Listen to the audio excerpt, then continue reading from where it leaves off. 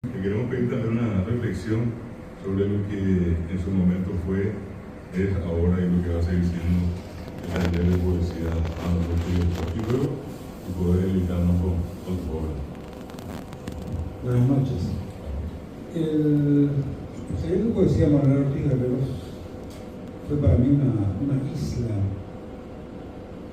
en donde podíamos reunirnos con absoluta confianza. Era una isla de fraternidad, de hermandad. Yo siempre rescaté, incluso cuando era chico, ese gran cariño que nos teníamos.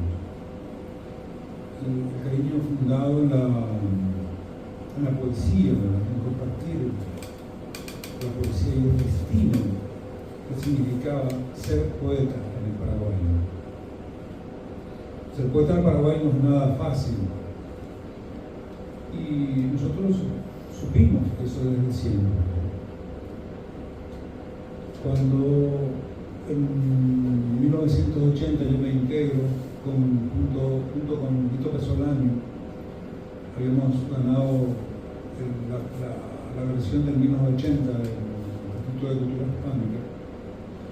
Nos hicieron una especie de recibimiento en la casa de Moncho. Y me quedé tan impactado, tan impresionado, porque es como si ellos me hubieran conocido desde siempre, como si me hubieran conocido como si hubiéramos sido compañeros de colegio. Y esa es la imagen que yo tengo de mi grupo, del grupo de mi generación, de la generación anterior de poesía. Unos chicos que siempre fueron jóvenes y que siempre seremos jóvenes. Nosotros, nuestro amor por la poesía, nuestro amor por la literatura, nuestro amor por el país, por el Paraguay, nos mantiene jóvenes y seremos inmortales.